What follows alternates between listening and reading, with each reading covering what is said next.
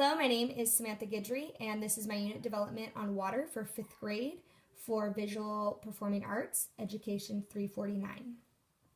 My 3 lessons are what is water, transportation on water, and what lives in water. My first lesson is the water cycle, and this is my dance and science integrated lesson. And the goal of this lesson is to understand the sequence of the water cycle, evaporation, condensation, and precipitation by using creative and abstract thinking. So after the lesson, students will be able to communicate and express their understandings of the water cycle through elements of dance. I thought that this would be a really fun assignment. The strategy for assessment is performance. The materials or equipment that would be needed would be a whiteboard and the book Water Dance by Thomas Locker. And if you didn't have the book, you could look it up online, and it's actually narrated on YouTube, which I will show you in a second. So my into would be that the teachers would show a visual diagram, which I have listed here, and they would write on this whiteboard the vocabulary definitions of the parts of the water cycle, which I have included here, the vocabulary words to write on the whiteboard. So once they have written the definitions down, they would have a discussion about how the water cycle works, and then the teacher would read the book, or you could play it, and I will show you here. One thing. Others say that I am many. Ever since the world began, I've been moving in an endless circle. Sometimes I fall from the sky. I am the rain. Sometimes I cascade. I tumble down, over. Okay. The book is quite long, so I won't make you listen to the whole thing. But after playing the book, then I would have the students think about the keywords from the water cycle, and they would act out movement upon movement. So I would choose a student to start with a movement for rain, and then the class would perform it. Then another student would think of a movement for stream, and then sequentially they would add that move to the dance and perform the sequence from the beginning, and so on and so forth, so that every student had a new movement and the students would be performing the dance from the beginning. So students would have the opportunity to physically express their understandings of the different steps and vocabulary terms of the water cycle through the use of elements of dance: body, energy, space, and time. The material is learned through repetition, which can help them remember the sequence of events. And my beyond is students would have learned new movements and science concepts to reflect upon. At home, they would be challenged to use different body parts and vary the dynamics and the levels of the ones that they performed in class. The students would then be required to demonstrate their knowledge of the water cycle by performing the different parts of the cycle in proper sequence in front of the class the following day.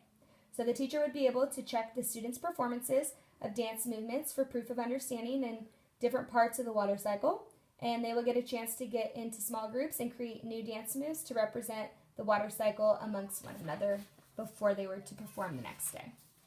So my second lesson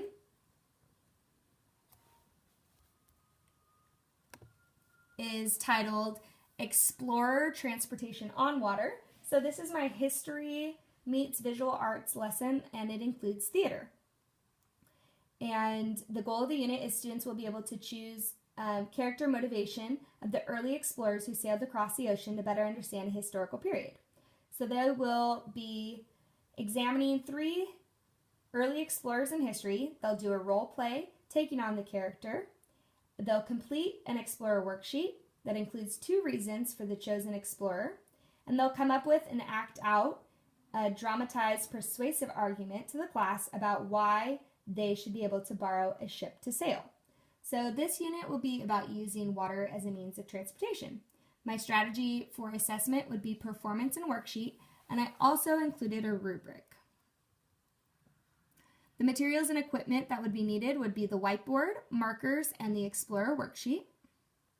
And here is the rest of my beyond. Here's the beginning of my worksheet, and here's my worksheet continued. The 2 things that I would be looking for would be the assessment completion, so participating, completing the worksheet, meeting those goals and objectives. And the second part would be the actual performance and making sure that the scene reflects a demonstration of understanding. And here's my whiteboard. And here's my Explorer worksheet that I created. So I would write on the whiteboard the phrase character motivation, and then we would go over how some actors often consider the reasons their characters might need to do something and how that can guide them in performing the action. So then we would discuss the role play effectiveness, and we would divide up into pairs. I would ask the students to complete the Early Explorer worksheet, as you see here. And then the students would consider the early explorers that they learned about, such as Christopher Columbus, Francisco Vasquez de Coronado, and they would think about the explorer and how they would need to make their journey across the Americas, and who might they have to persuade.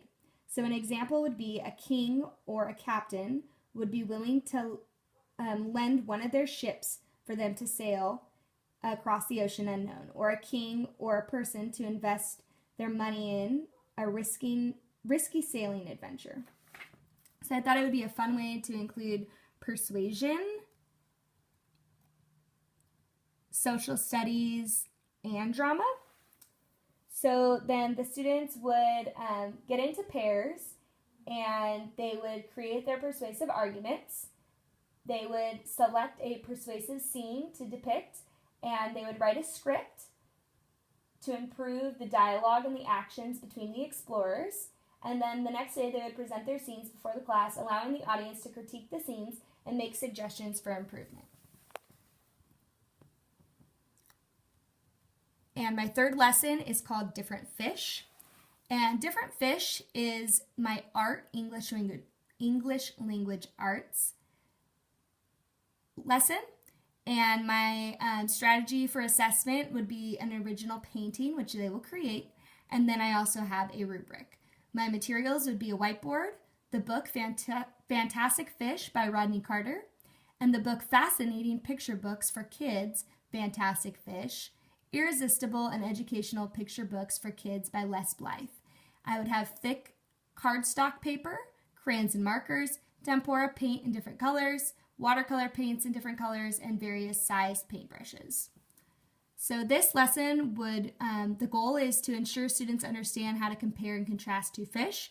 And after the lesson, students would be able to orally communicate and deliver an expression of their understanding of different fish through an original painting. So first I would have the students sit down, the teacher would read the two books, and then we would review the names of the different fish, and we would orally go over the general details of the basic parts of a fish. So the fins, the scales, eyes, etc. And then the teacher would show an example of contrasting fish painting on the whiteboard. And then I would distribute the paper, the crayons, the markers, the paint, and the brushes, and the students would use the materials provided to quickly create a colorful and creative painting that shows a clear understanding of the key details of two different types of fish. So the students would have a fish painting with two contrasting fish upon completing, and at home they would come up with a clear description of the elements of art that they used to create their comparison of two fish painting. So the students would decide how they will discuss their art strategies the next day when presenting in a small group. I have included,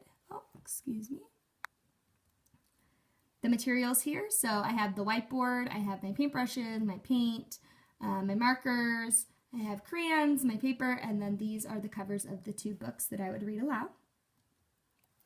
And then I included here a couple of samples that have two different fish, they have different body parts, etc. And here was my rubric. So I was grading them on understanding the art concepts and then also their oral presentation. And that is my unit development. Thank you for your time.